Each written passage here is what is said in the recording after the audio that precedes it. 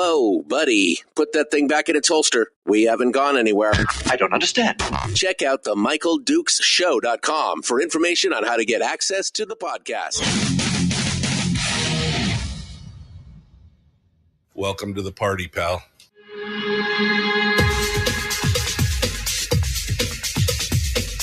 The Michael Dukes Show. The greed and the entitlement is astounding to me. What more could you want from a low-budget radio program? This is a dumpster fire. That was just BS. It is time to get a new perspective. We know just what you need, and we've got just the cure. Open wide and prepare for a steaming hot cup of freedom. I just don't fathom it. The Michael Dukes Show, streaming live across the world. Hello, good morning. How are you? Felicitations and all that jazz. Good morning. It is Wednesday, hump day, middle of the week. Your downhill slide to Firearms Friday. Good morning. The thing wasn't on. Now it's on. Look at that. It's amazing. It's a morning, folks. It's been a morning already. Feels like Monday, but it's Wednesday, which is good. It's a little bit of that hump day action, which means that we have our normal weekly guest on Wednesday, State Senator Mike Shower, should be joining us for the Shower Hour of Power in the second hour today.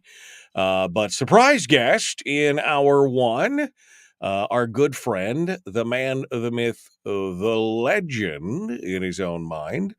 And that is, of course, my good friend, Chris Story, who comes on board to join us to talk about, normally it's positivity. Normally he comes in to help us with our weekly life coaching lesson and talk about, how to improve ourselves in so many ways. Today, he's all about improvement on one thing.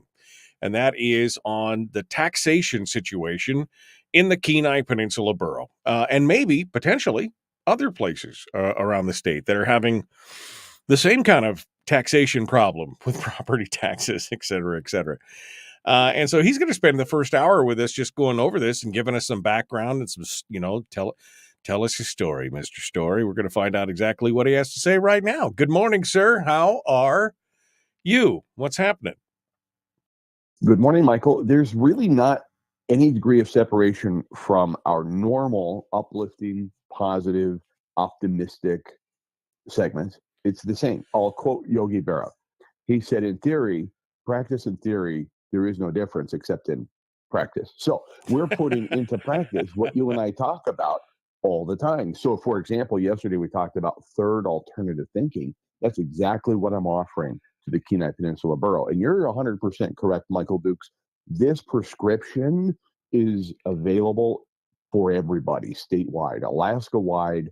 This prescription that I'm offering to the Kenai Peninsula Borough, our residents and the government to come together into this third alternative thought of how to approach this problem could be prescriptive for Kodiak, Fairbanks, Delta Junction, Fort Greely, all the way down to Unalaska Dutch Harbor. Absolutely anywhere, everywhere.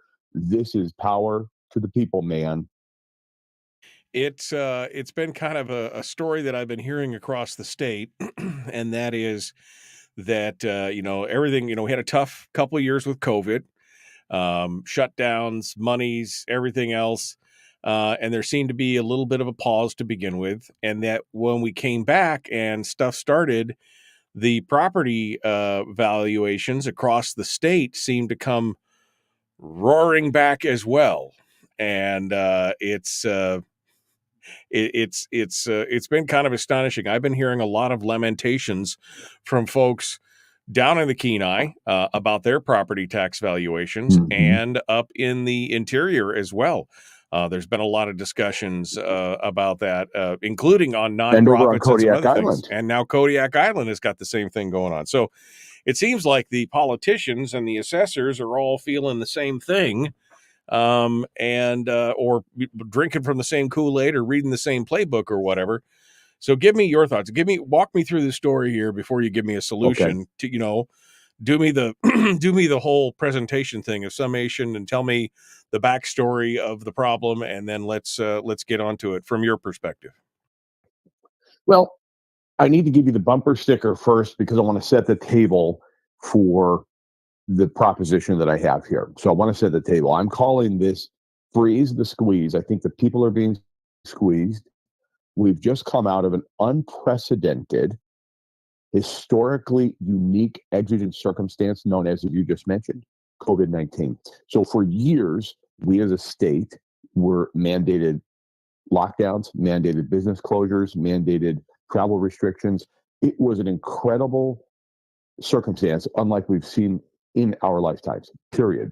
There's no exception to that statement that I just made. In fact, you could go all the way back to 1918, long before we were a state, but America's existence was prominent then. We didn't even see with the Spanish flu response something akin to what we saw in 2020. All right, so we could debate that all day long as to whether it was right or wrong or the science behind it. Set that aside. As we set this table for how on earth are we seeing example after example, and it's almost become the rule, it's not disnormative at this point to hear from my constituents whom are property owners that they've received 20, 25, 69% increases year over year from 23 to 24, as well as one person who said their property grew 186%.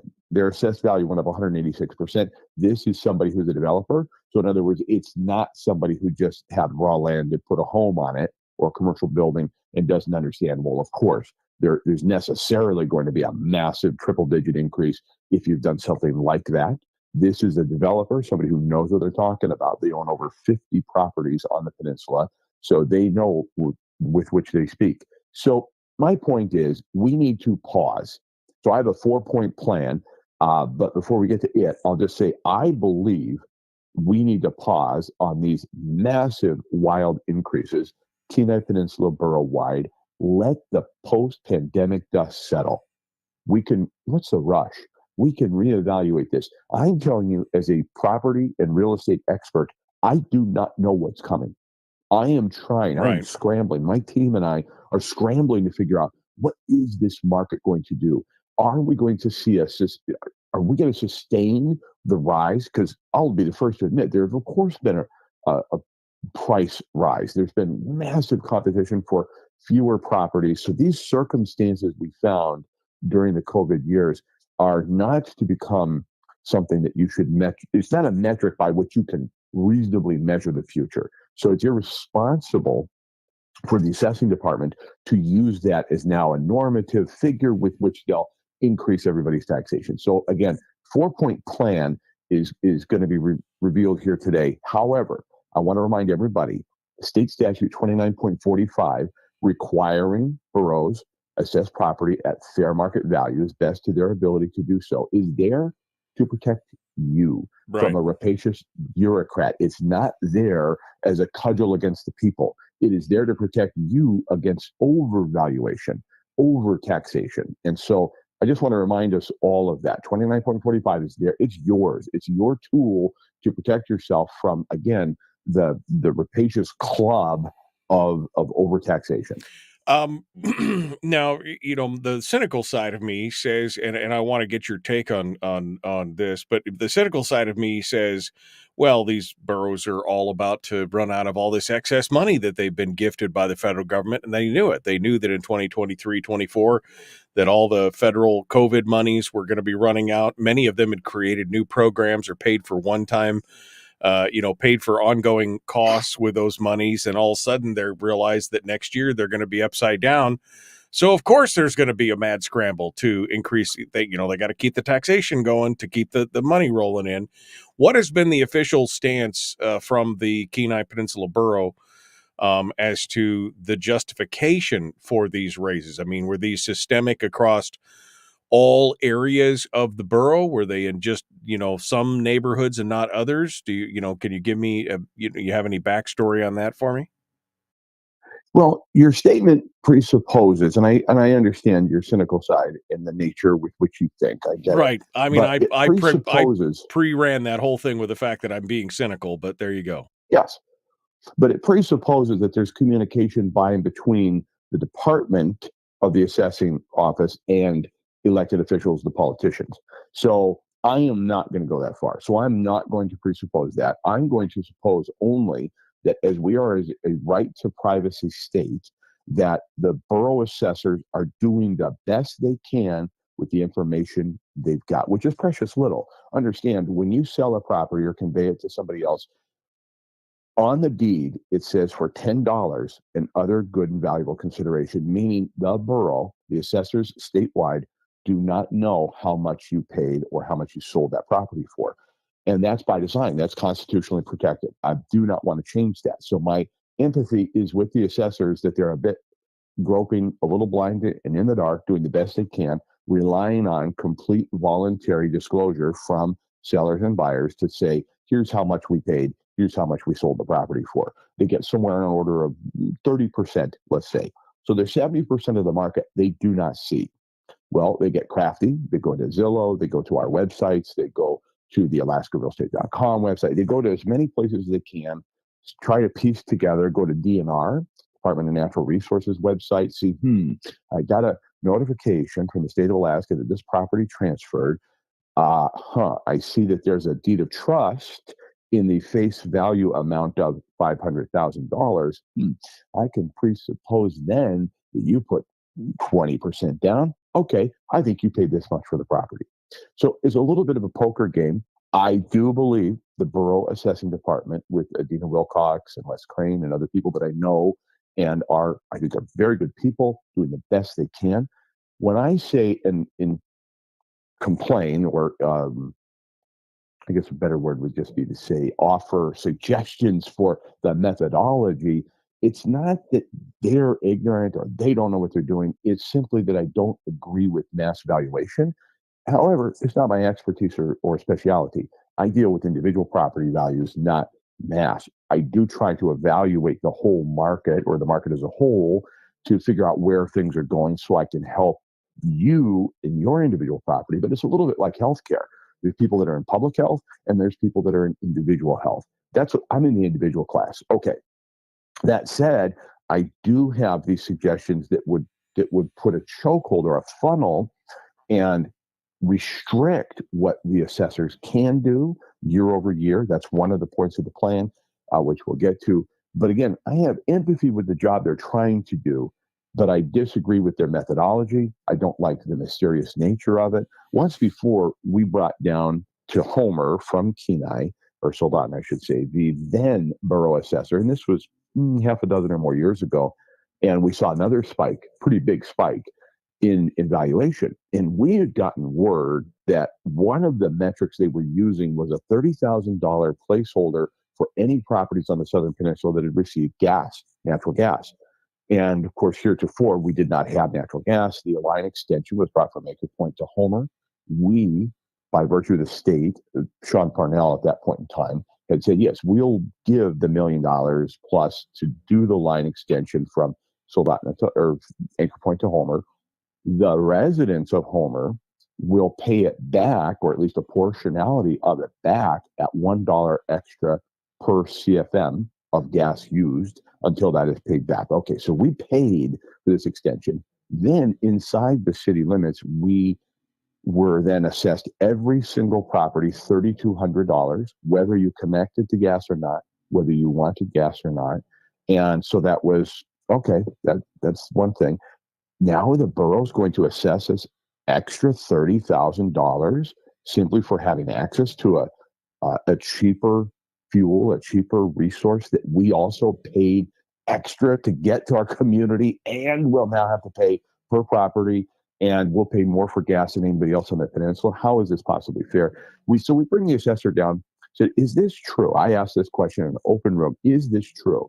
The assessor looked at me, again, no longer there, and said, no, that's not true.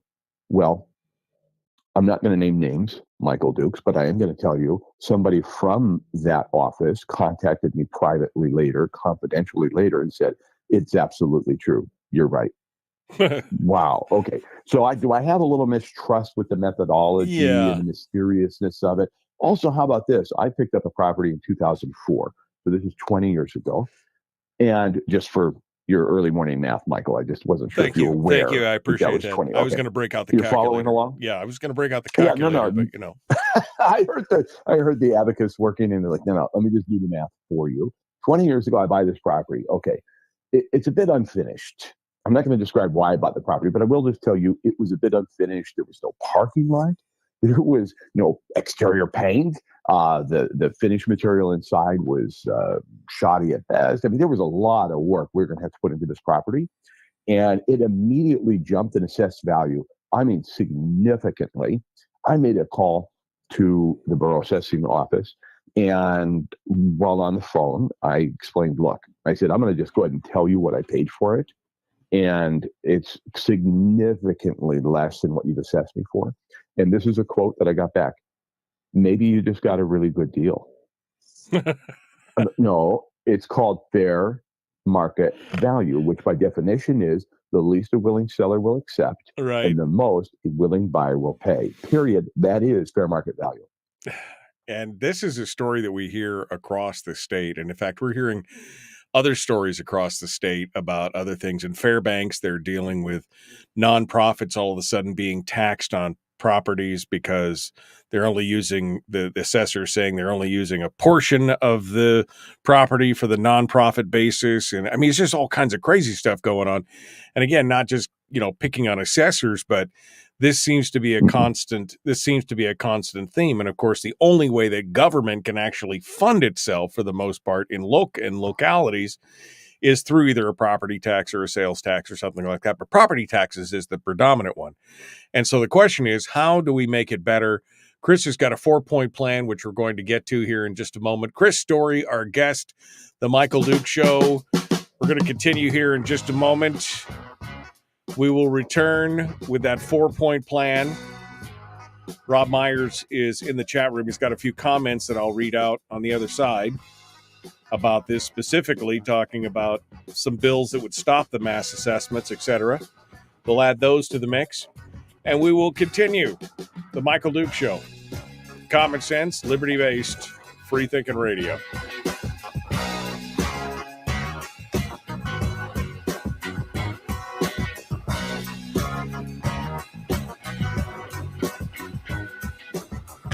Streaming live every weekday morning on Facebook Live and MichaelDukesShow.com.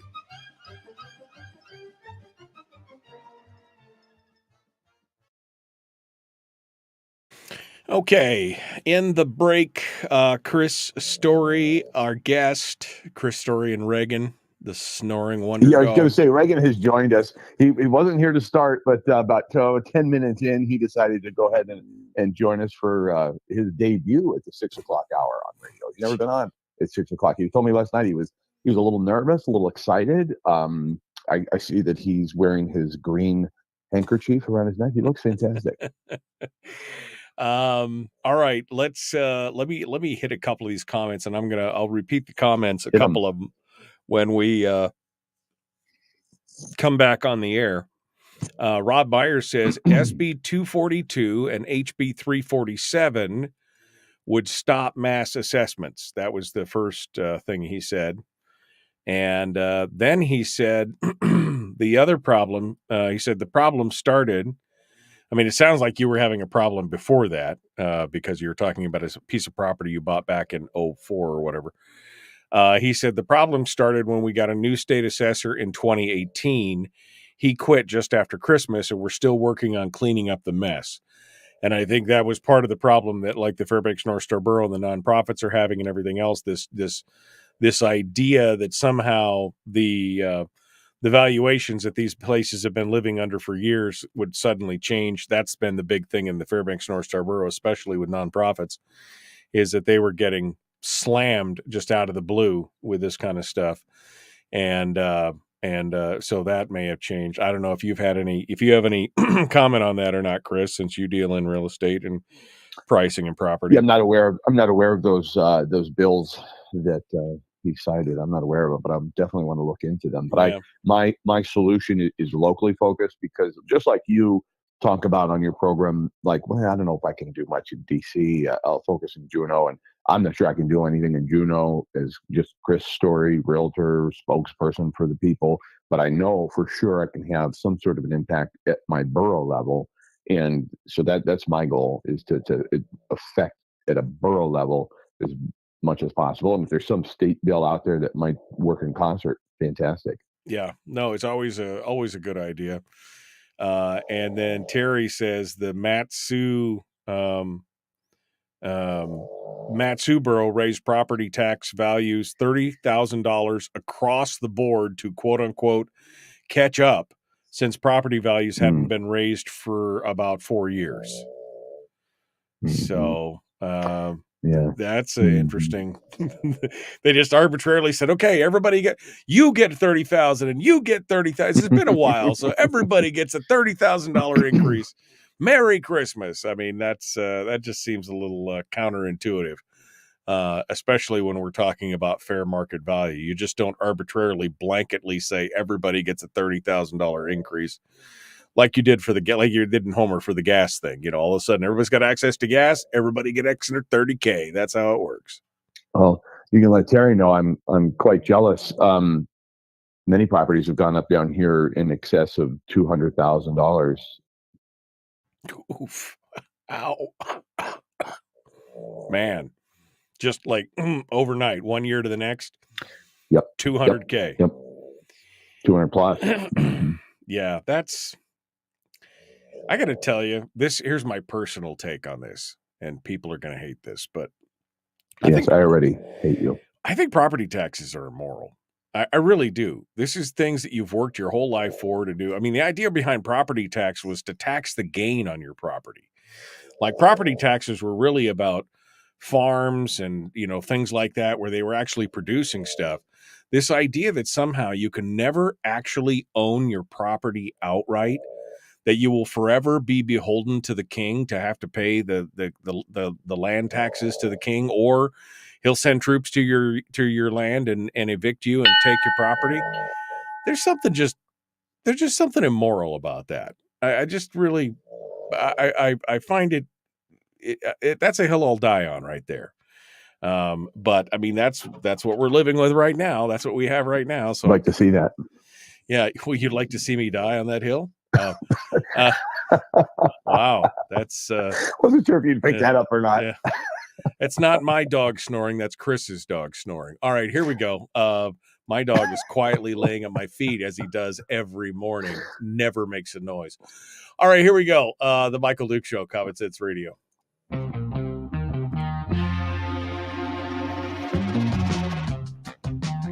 The Michael Duke Show. Seriously humorous with a pinch of intellect. Sorry. That is humorous. Here's Michael Dukes. Okay, Chris Story. Now, normally, Chris only just comes in on Tuesdays to weigh in and try and bolster us up and pump up our, give us a little life coaching or whatever. Today, he's in here with a different hat on. Today, he's in with his realtor community advocate hat on. Today, he's talking about property. That dog is so awesome. Property taxes and the problems of the Kenai Peninsula Borough. But he has got a 4-point plan. And I'm sure he's got a PowerPoint too somewhere to show us exactly how this problem. And he was just mentioning during the break that some properties, because there was a comment in the chat room that said the Matsu Borough just raised the property values $30,000 across the board to quote unquote catch up, since property values hadn't been raised in about 4 years, since just before COVID, right? So they just did a catch up where they just said, okay, everybody gets a $30,000 increase. And Chris said, I wish some properties in Homer, $200,000 increase in a single year. Plus in a single year. Yeah. Yeah, that's boy, what Matsu's playing small ball. Yeah, wow. Really, exactly. That's like they're playing sandlot baseball. We're in the major leagues down here. Well, but yeah. Michael, this is third alternative thinking, just like we talked about yesterday, which folks would be wise to go listen to that episode. Third alternative thinking says there's my way, your way, then there's our way. There's another alternative, a synergistic approach to solving a problem. That's what I'm proposing here. So here's another tagline. Here's another bumper sticker. Here's a tattoo, Michael, that I'd love to see on your body somewhere. Government needs to learn to do more with more, just not that much more. I'm not denying the government's ability, the borough's ability, any borough statewide ability to raise property values as such in accordance with best they can calculate fair market value, but not that much. Again, coming back to freezing the squeeze, we're being squeezed. Let the post-pandemic dust settle. We need to reevaluate. We need to pause. So one of my points is to freeze 2024 assessed values in the Kenai Peninsula Borough at 2023 levels, which were higher than 2022. So it's not that I'm trying to deny the schools money, not trying to deny road maintenance money, not trying to deny the employees of the Kenai Peninsula Borough their retirement plans, their health care, their salaries. It's not in dispute, just not that much more. We need to freeze, reassess, and then points 2, 3, and 4 will this pause, this freeze, the squeeze will give us the time to discuss these other points. But again, just to remind us, it's unconscionable, unimaginable to walk through a casino. Let's say you, Michael Dukes, and Mother Dukes are in Las Vegas. You're sitting at a table and the chips you've piled up, Michael, are amazing. You look like a genius. You look like I could see like symbols all around your head, equations. Like you're a genius. You're a math whiz. You're beating the house. You've got chips stacked up in front of you galore. And along comes an IRS agent. Says, "Oh, Mr. and Mother Dukes, congratulations. Look at all you've earned here tonight. Here's your tax bill." You're like, "Wait a minute. I might give a lot of this back before it's over. I may walk out of here with a lot fewer chips than you think." It's unimaginable. The paradigm of being taxed on unrealized gains coming out of these, again, exigent circumstances, historic, never seen before in our lifetime economic circumstances. It's unconscionable to do this to each other. And I want to remind every single person, the assessor in your borough, the assembly person in your borough, the borough mayor, your local city council, your local mayor, your local city manager, they're your neighbors.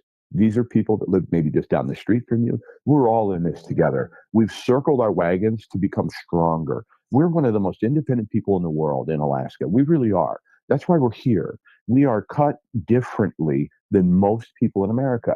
So let's embrace our independence and, yes, our interdependence. We come together, we circle the wagons to grow stronger. That is synergy by its definition. So synergistically, we've got to have some form of government to provide.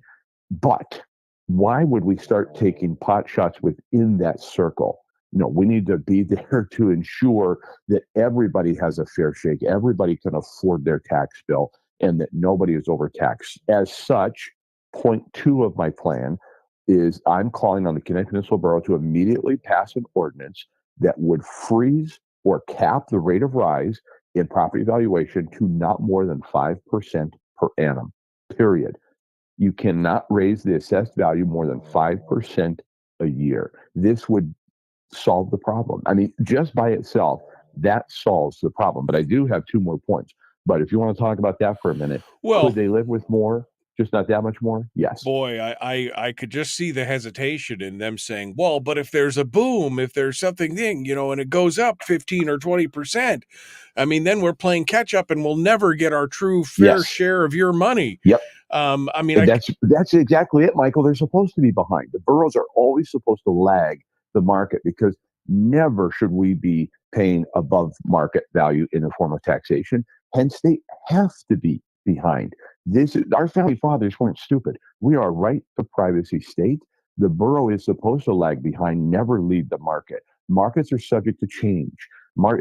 This is why you do not tax people's gains in their stock portfolio until they cash them in. You don't know where it's going to end up. We need the borough to be behind the market, not leading the market. Markets are subject to change. Trust me, I've lived through I was on the rise in 2002 when I started in real estate. I saw the rise of the market, the fall in 2008, the rise up to 2020, and then expected another 10-year adjustment correction downward.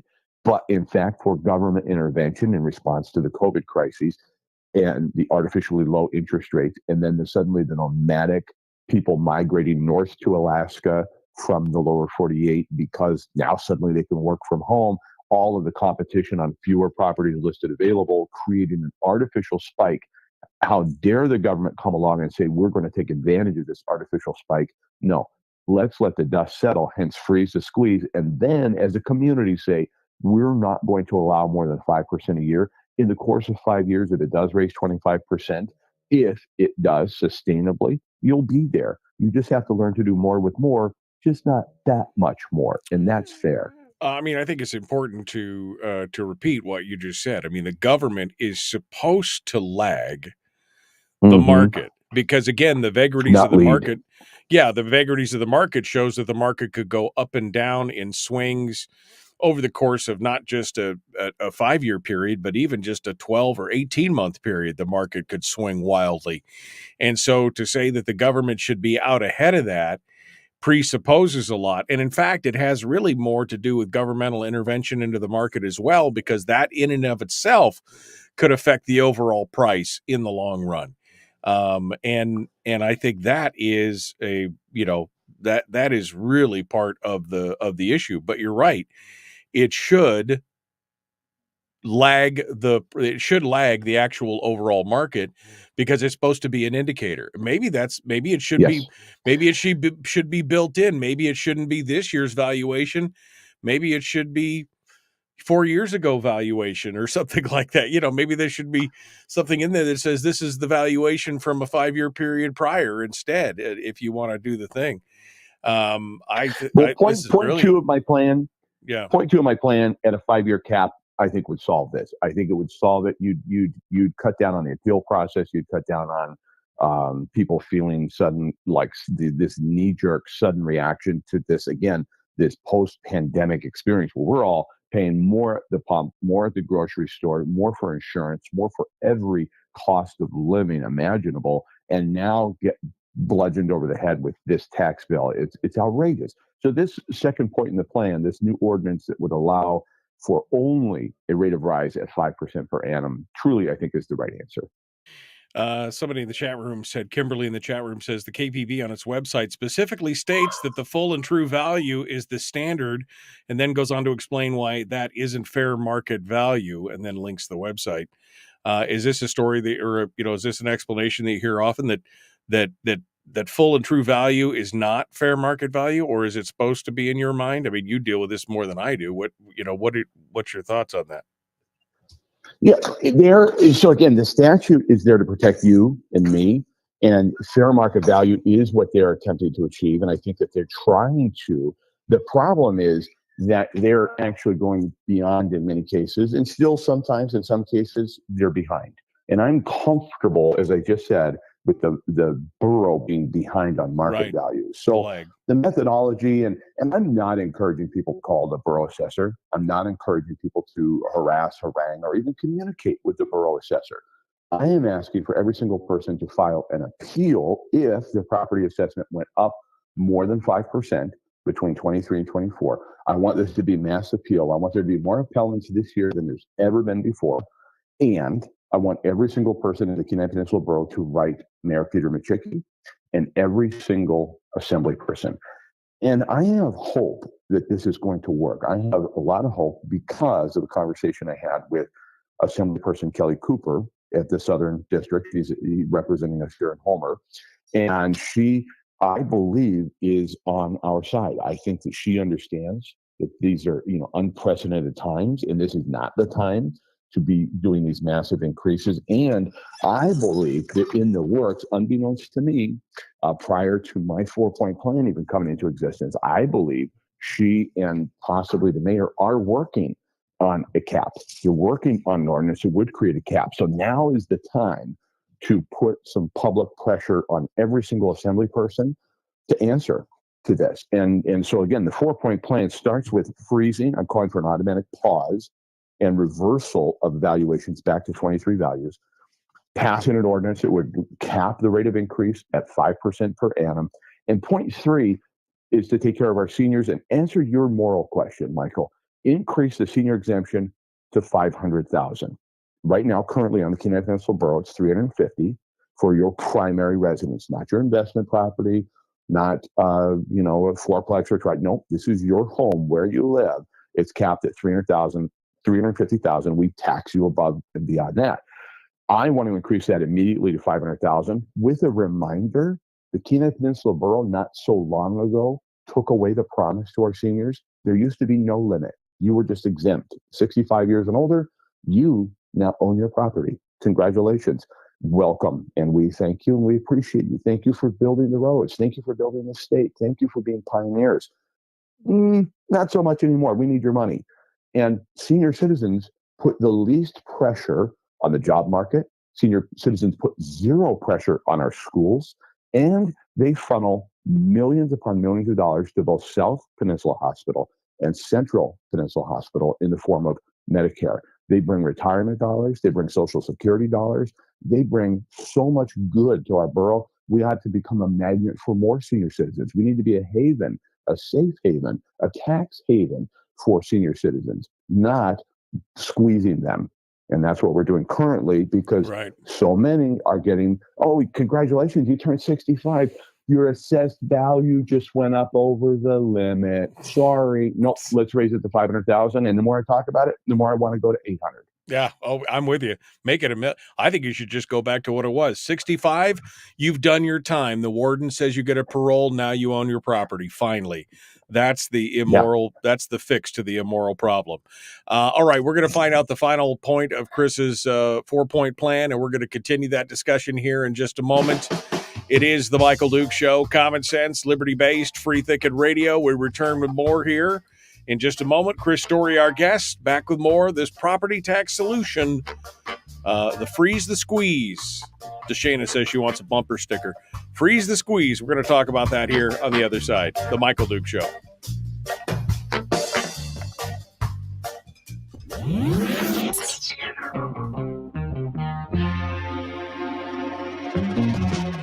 Running on 100% pure beard power. Oh, also some coffee. We dip our beard in coffee. Nice beard. The Michael Duke Show.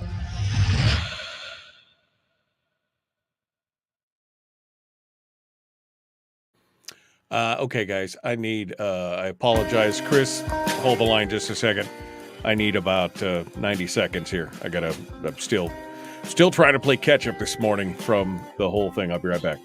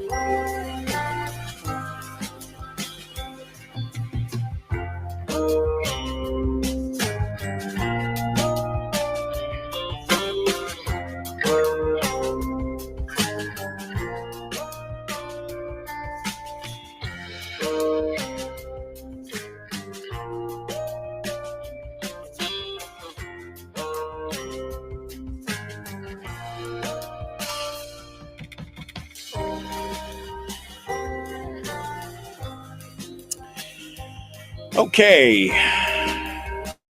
Sorry about that. I was telling Chris early in the show, for the first time in like 3 years, I overslept, which didn't mean I was late for the show. It just means that all the stuff that I normally do before the show didn't quite get done. So it was a little exciting. So Chris Story, our guest, continues with us here, and we are good to go. I got to tell you, Chris, I just think that there should be an exemption at some point. I agree. Especially for the people, because at that point in your life, many of them are now on a fixed income. You've hit 65, and if you're on a standard pension, now you're expected to live on 60% of what you were having a hard time living on before you retired, right? Now you're down to 60% of what you were making before, and That's a chunk, man. And if you don't own your property outright, if you haven't, I mean, and if your mortgage is not paid or whatever, you haven't finished paying for your mortgage, even owning your home outright, that can get expensive. Yeah. And again, just becoming a safe haven for senior citizens that brings so much value. There's the moral question that you make, which I agree with 100%.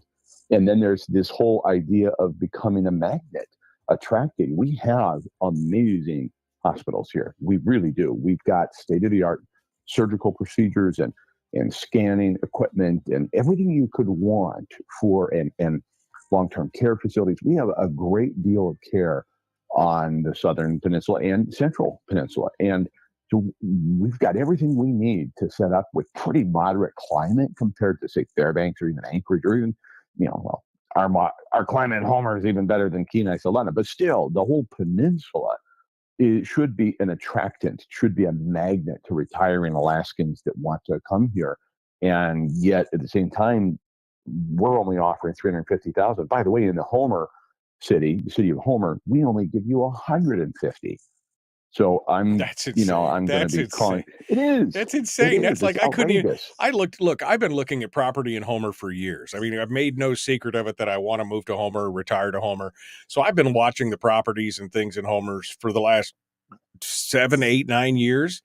You couldn't buy a doghouse for $150,000 in Homer. I mean, in somebody's backyard. I mean, it's insane. Yeah. Are you kidding me? Yeah. That's not, so we need to address that on a more. Yeah, it is. Absolutely. It's a giant finger to the senior citizens, in my opinion. And it comes back to your moral question, but at the same time, I can make also a pragmatic argument that it's a financial benefit to have more seniors. And so not to the exclusion of families or young people, but I mean, it's a balance. And when government puts their thumb on the scale in the opposite direction, oh, by the way, yes, you have this wonderful exemption. Congratulations. Oh, you know what? We actually...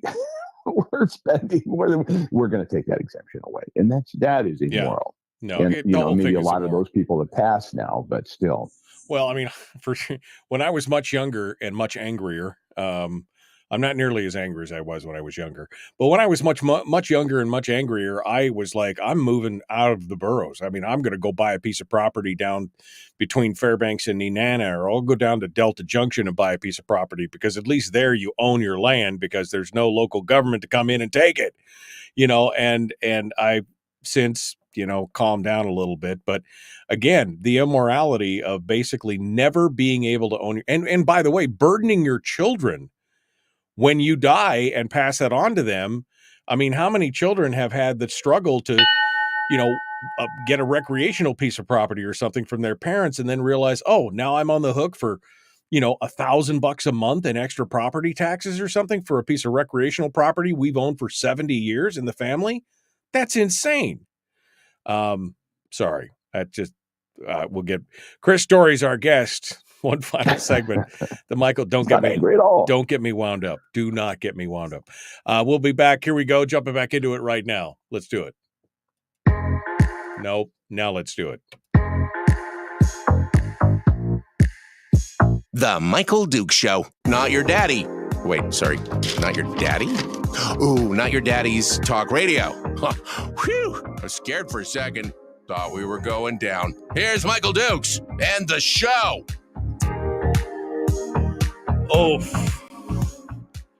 we were just talking about property tax exemptions. Chris just mentioned that the property tax exemption in Homer is only $150,000. Now, having watched the property values in Homer for the last 6, 7, 8 years, I mean, you couldn't buy an outhouse or a doghouse for $150,000, let alone an actual house. So that's kind of insulting. There should be an exemption for seniors over the age of 65. They should just be like, you're done. You've paid your time. You've paid your dues. Go to town. And even if they moved in the year before that they retired, they're still bringing money to the community. So I mean, property taxes are just so irritating. All right, Chris, I'm sorry. I didn't mean to sidebar. 3 points. Recap the first 3. Let's go on to 4. Please recap and then go on to the 4th point here. All right, Michael. So it's the freeze, the squeeze plan. I want to pause 2024 assessed values and revert back to 2023 levels. That's number 1. Number 2, pass an ordinance immediately disallowing the rate of rise in assessed value beyond 5% per annum. Cannot go up more than 5%. I want government to do more with more, just not that much more. Increase senior exemption to $500,000 immediately right now. I thought you said $800,000. Well, I said 500, but I'm just, the more I talk about it, the more upset I get about this, and the more I want to increase that. But right. I'm not sure that's. I think that's a non-starter. Okay, all right. To go back to either to go back to 800 or limitless, I think is a non-starter. I want this to get done, so I want to be realistic. Let's say 500,000, and then number 4, explore transitioning from a department and employee status of the assessor to an elected position, somebody who is answerable to the community, to the property owners, and accountability, versus right now, again, I'm not encouraging you to go call the assessing department. I'm saying go call your elected representatives, your neighbors who have taken an oath to serve you. That's who I'm talking to right now.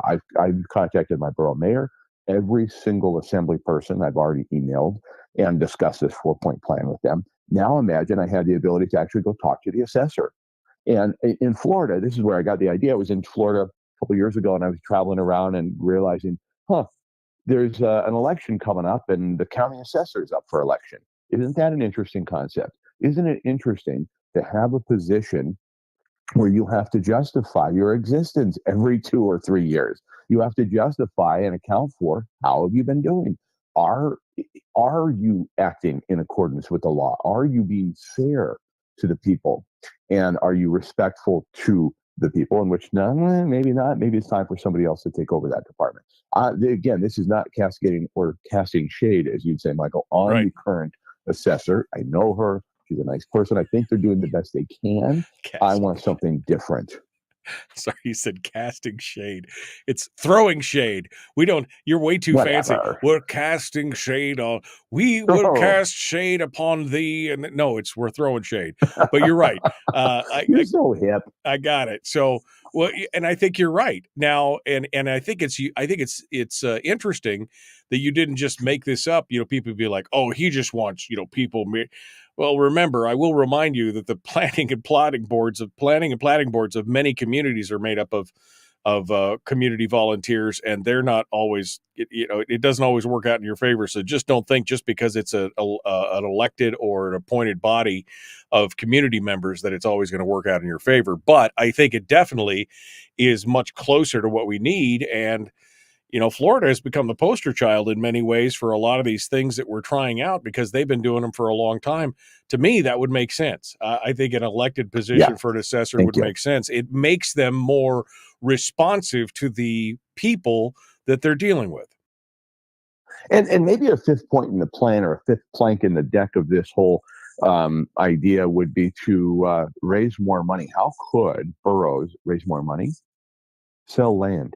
When you sell borough public land into the private sector, you begin to see development. You begin to see, and forevermore, collect taxation. You're going to create a little cow, if you will, that gets to be milked by the government forever, time immemorial. It's going to be taxed from now on. For example, I just listed a parcel out East End Road, and about 9 miles. And adjacent, while I'm doing some research about the parcel, I look and go, that's interesting. It's right adjacent to 160 acres owned by the borough.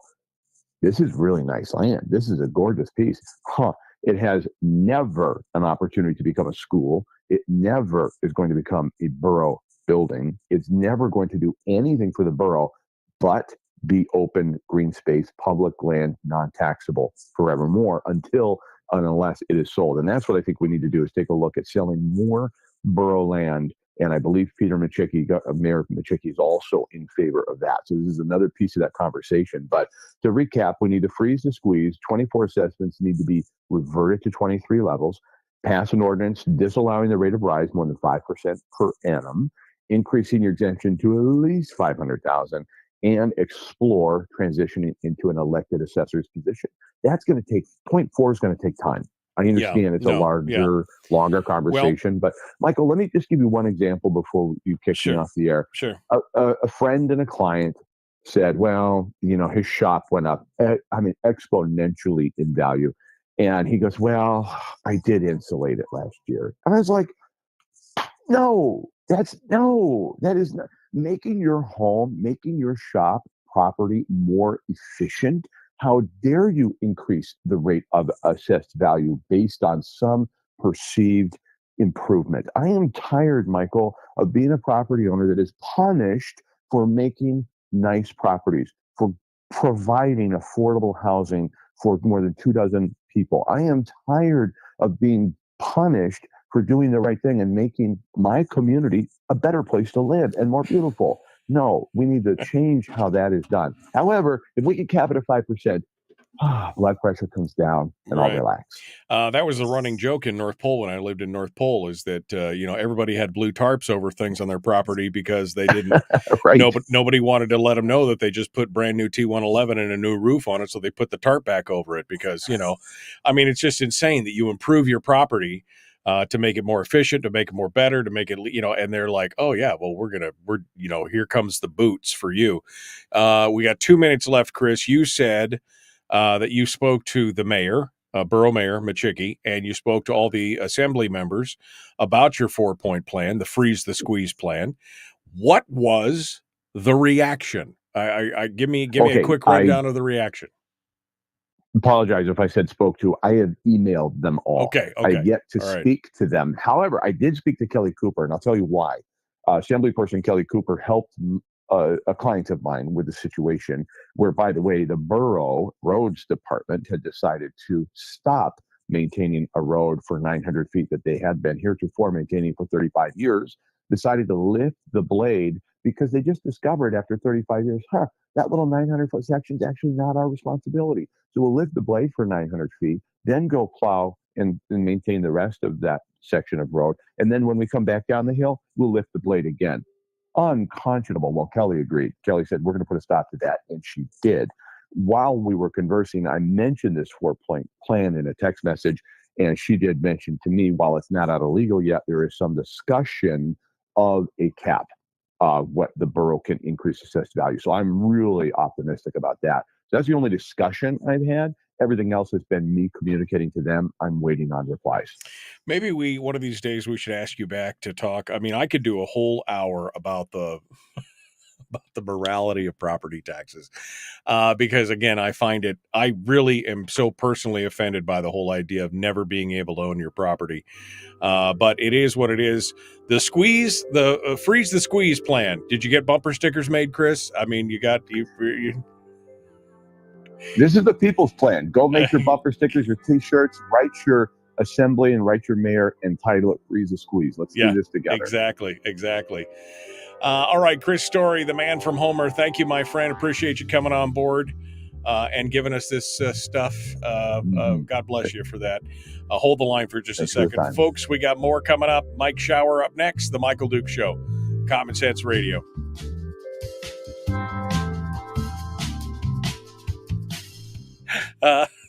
Brian wins the internet for the day with this comment. They don't call Tyvek building wrap Alaska siding for nothing.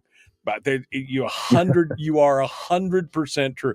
I literally, like I was talking about the blue tarp thing, I literally had a friend who had a garage, a detached garage, and he'd had a blue tarp on it for about 5 years. And one summer he literally put a new roof on it finally to stop the leaking, and he put the tarp back over it.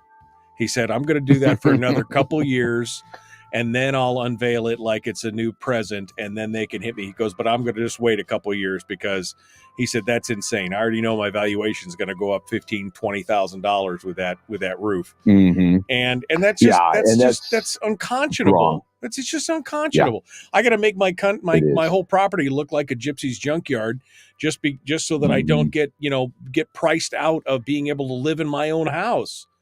That's a really good point. Yeah. There's a little community I love in Florida called Cedar Key. And the last time I was there, again, 2 years ago, I started talking to some of the employees and people around at the property where I was staying in different restaurants. And oh, no, we don't live here. We can't afford to live here. A huge piece of it is massive taxation. Part of it is that people from elsewhere have purchased and run up the pricing, but taxes are massive there. I had a friend who sold a property there because it's like the taxes are just killing me. I can't afford to keep it. The taxes don't make sense. I'm worried about that for the Kenai Peninsula. Also, if you're a tenant, you're renting a property and you think this doesn't apply to you. Au contraire, my friend, you are paying the property tax, and rent rises will be commensurate with what it's going to cost your landlord. So you too, as a tenant in the Kenai Peninsula Borough, need to speak up as well. Use it or lose it. Yeah, it's not like you get Good a free voice. pass and you pay the rent and then the landlord eats the tax out of his pocket.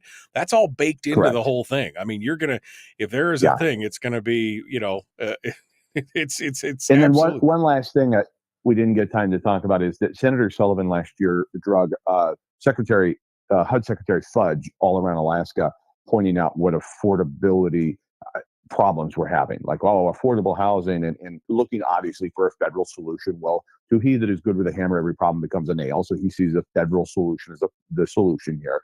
I see it as a local solution. We can afford and positively affect affordability by bringing down the taxes, or at least slowing and becoming a sea anchor against these rises. So it's a matter of affordable housing, as well as it's unconscionable to measure against these unprecedented and historic spikes based on the pandemic. We need to just pause. So freeze the squeeze, Michael. Thanks for the time. I really appreciate it. No problem. And remember, says Barbara, the assessors have Facebook and love those pictures of your home. So don't be doing brag pictures of your remodel of your home is all I'm saying. That's right funny. now. All right, Chris, thank you, my friend. It's good to talk with you. Thank you for coming on board today. Mm-hmm. All right. Thanks, Michael. Chris Story, the man from Homer. I mean, it's definitely part of the problem is right there. Mike Shower just called in. Are you there, sir? Yeah, I'm here. Okay, good. All right. Well, hold the line. Let me get squared away and finish up from Chris, and I'll be right to you. Chris is not wrong. And like I said before, we could do a whole show just on the immorality of property taxes.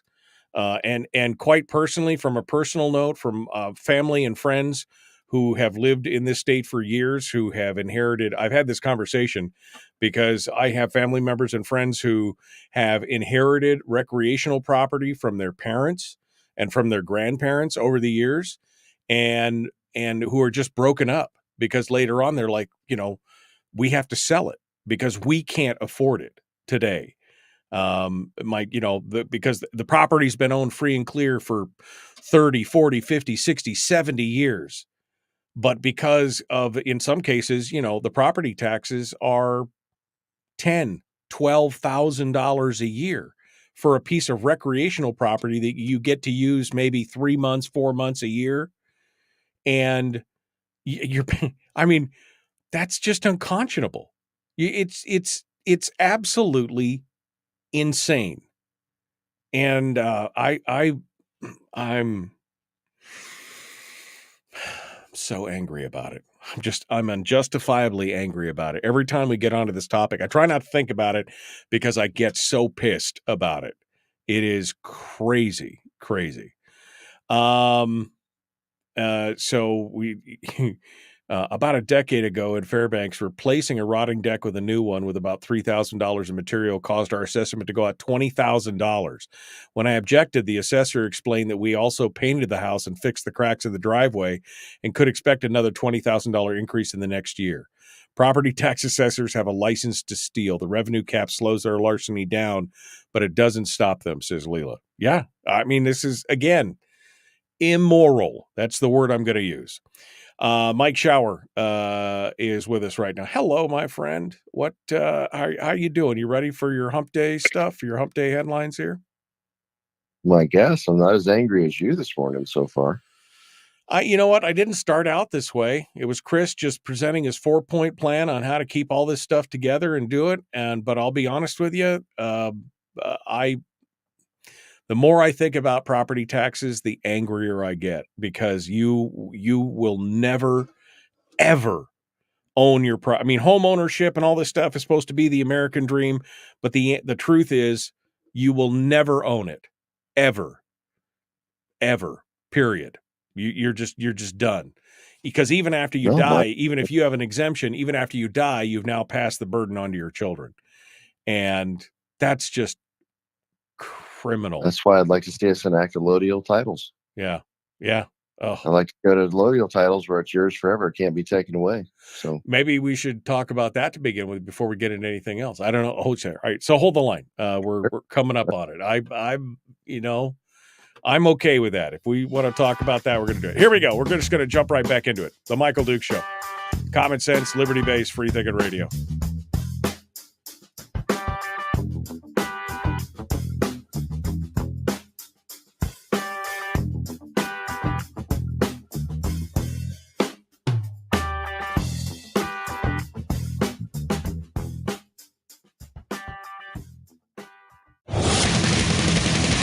Whoa, buddy. Put that thing back in its holster. We haven't gone anywhere.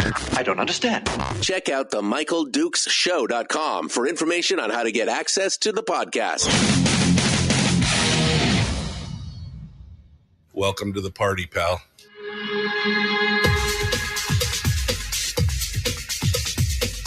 The Michael Dukes Show. The greed and the entitlement is astounding to me. What more could you want from a low-budget radio program? This is a dumpster fire. That's just BS. It is time to get a new perspective. We know just what you need, and we've got just the cure. Open wide and prepare for a steaming hot cup of freedom. I just don't fathom it. The Michael Dukes Show, streaming live across the world. Live around the world on the internet at MichaelDukesShow.com and across the state of Alaska on this, your favorite radio station and or FM translator. Good morning. Welcome back to the program. It is the Michael Dukes Show, and today is Wednesday, which is our normal day for Mike Shower to come in and do what we lovingly call the shower hour of power. And we're going to be doing that here in just a hot second. If you just missed hour one, and you are a property owner in the state of Alaska or even a renter, you probably should go back and listen to it because it's Chris Story's plan, his 4-point plan, which he's calling Freeze the Squeeze, about how to bring property taxation under control in the state because, quite honestly, it's out of control, and which has really triggered me this morning. I was calm when I got started, and yet now I'm really agitated by it because, again, it is one of the things that I find most immoral about government at large is that they continue to tax you for you'll never own your property. Anyway, we're going to get into it. Mike Shower is going to bring some stuff to us here, and maybe he has an opinion on this and a solution. So let's bring him on board and see what he has to say this morning as we get started. Good morning, Dozer. How are you, my friend? What's happening? good morning, Mr. Dukes. I am fine. I am doing, like I said, my blood pressure is so far lower than yours this morning. So I got that going for me. Well, we'll see how it ends at 7:59 a.m. this morning. We'll see how you're doing. I mean, I don't know. You listened to a little bit of that here at the end. What are you thinking? I mean, you heard my commentary during the break here. You were on the phone here for the commentary as well. I mean, to me, this has always been a sticking point for me. Again, ever since I was young. I mean, in my mid-20s, I was threatening to take my wife and move out to to Delta or someplace between Fairbanks and Nenana or something outside the boroughs because I'm just like, I can't. I'll never own anything. And that's demoralizing to me. I don't know about other people, but this is a real problem where you will never own. It becomes, you can't create generational wealth because of the taxation situation. So you can't pass it off to your children and hope they'll do better than you and your children's children, because a bigger bite gets taken every time. And it's just demoralizing in the long run. What is your thoughts on the property taxes and private property rights, et cetera? Well, we fought this thing called a Revolutionary War over, I believe, if history serves, taxation. Couple hundred years ago, a 3% tax on mail. That's what it was fought. That was the trigger. A 3%, only 3% tax on mail. That was the fight.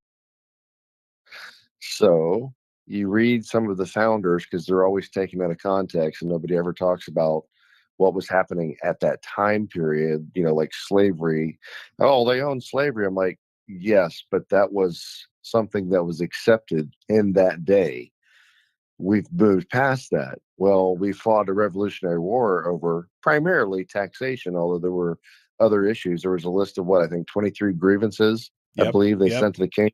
We looked at them. We went to that tour last year in October down in Dallas at the Wall Builders Conference, where we were holding these pieces of paper that they wrote with the grievances on them. So my point is if you read some of the writings of the founders, some of them discuss this very thing, and they talk about private property, that it is the foundation upon the experiment in government they were looking for, right? Self-governing, no monarchy, no dictator, but, a group of people that elect their leaders with a constitutional republic with limits on government.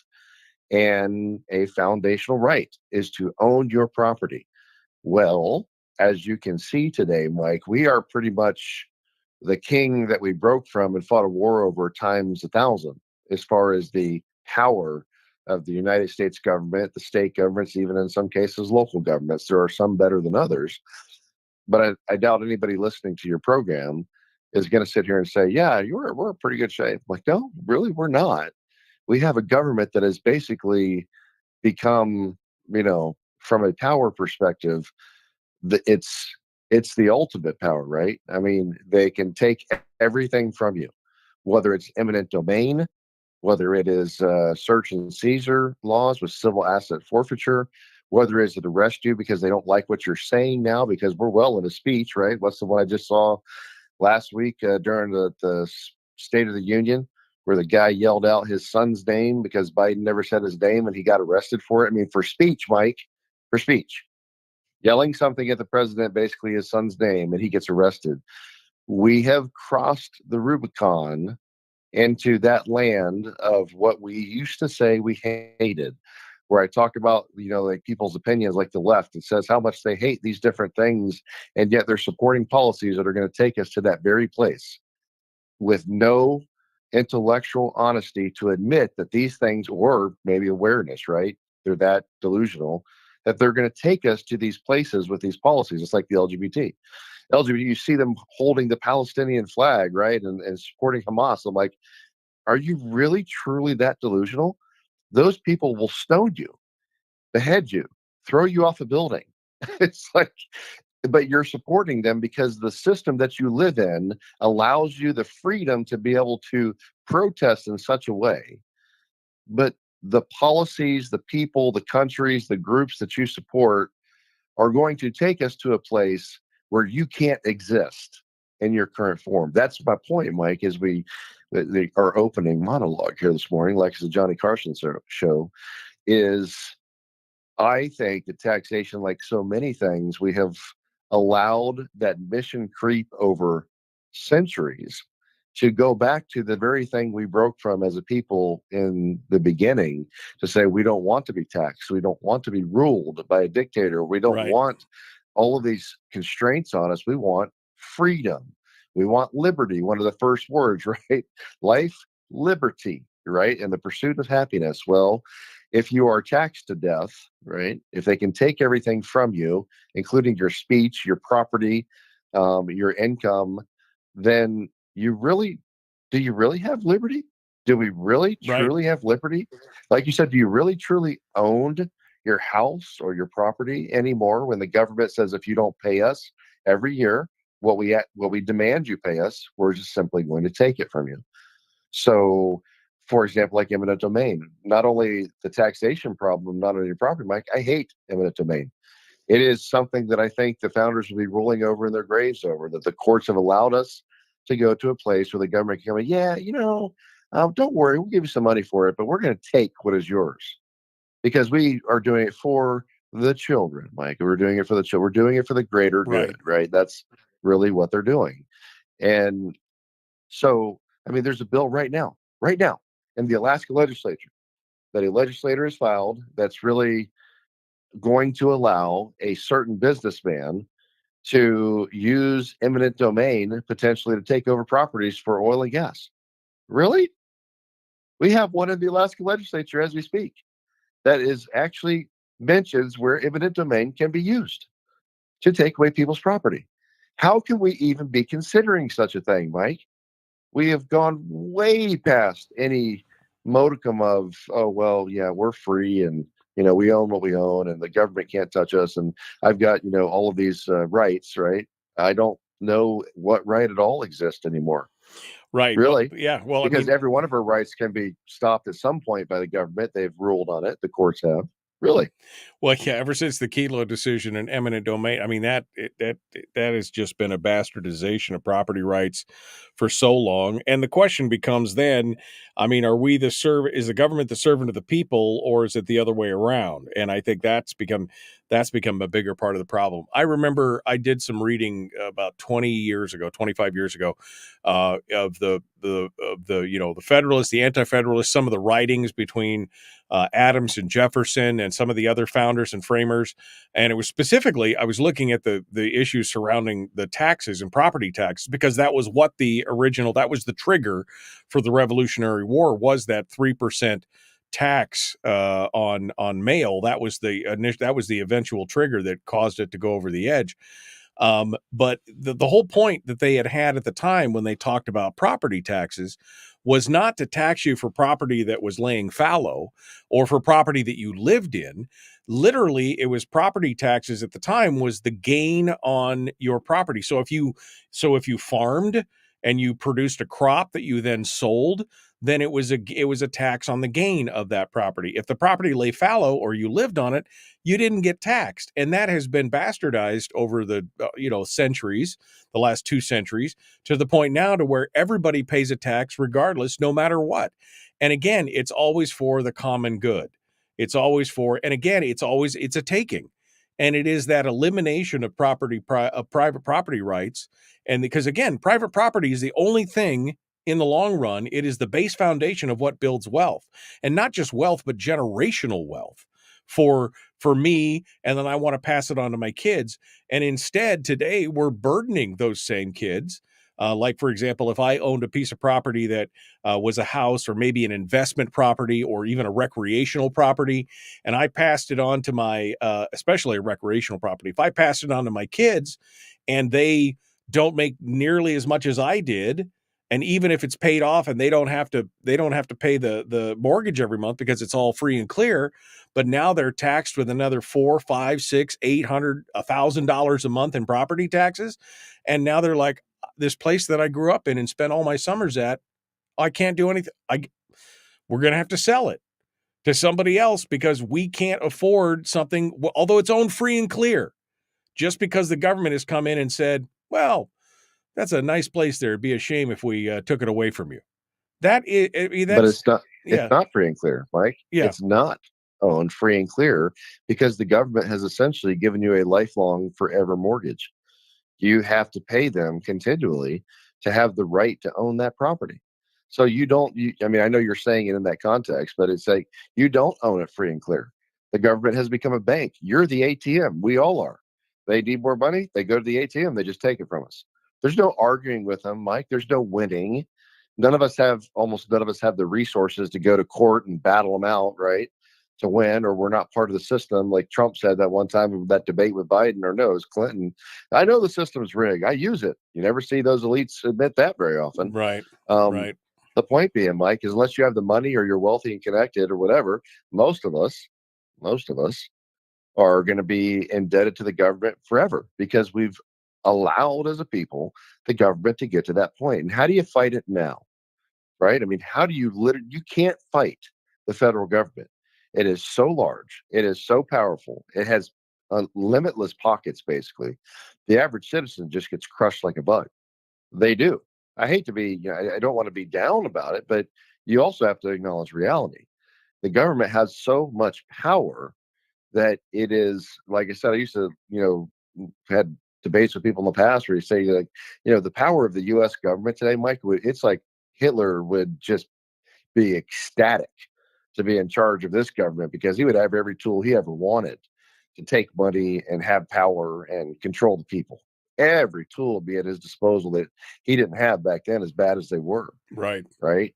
And the only reason we have some freedoms left is because there's still some constraint on government, with that old paper document that so many people seem to want to tear up, with all of our rights enshrined in it. I mean, and some people, some elected officials in some states, right, are fighting back or still holding on to some of those ideals, but it's not the majority. And some days I wonder when they're going to come back and say they've just, elected somebody president for life and we became a dictatorship again, because we really are more like an oligarchy, right? We're not really a free republic as we started off. We have a small group of elites that really do control the system and the power. They've got the power and the money. Anybody that tries to argue that is, you're a fool, right? Nobody believes it anymore, right? Like fake news. I said that on the floor the other day, and they were debating whatever that bill was about the newspapers, and not having to do online public stuff. And it was, I mean, the bill's fine. I voted for it because it doesn't cost the state any money, and it gets away from the requirement to have online public notices and newspapers because they were getting a lot of money from that, taxpayer money. Right. And so I was like, yeah, whatever. But I made a point. I said, well, this is kind of like a self-inflicted wound. I said, when you denigrate, when you have nothing but disdain for half of the country, or in other words, half of your customer base, your readership's going to go down. You're going to do that. Now, yeah, I get it that, that it's, people are also going to online alternative news sources, but when you, like I said, when you basically blow off half of your possible customer base, well, that's a pretty bad business model, Mike. That doesn't, bode well for your income of your business. And then another legislator said, well, it's really that. Yeah, I would argue that, it's not really that because they're liberal. Fake news became popular, Mike, because everybody knows it is, right? Right. And while this legislator was speaking, my head was leaning to the left, like, everybody knows everything up here is to the left. The ADN, the Juneau Empire, the Fairbanks, the Frontiersman, and the Red Heart of the State is a liberal newspaper, Mike. There's nobody in this country that would look at that and go, you're right. I mean, no, it's not really because they're liberal that they lost half of their revenue and they're dying, right? No, it's not that at all. Yeah. I mean, come on, man. Well, and nobody takes you seriously when you say that. I would almost argue that we're not really even an oligarchy anymore. It's more of a kleptocracy. It's just like we're stealing. Oh, yeah. I mean, anyway, Mike Shower is our guest. We'll continue with more. The Michael Duke Show. Common sense, liberty-based, free thinking radio.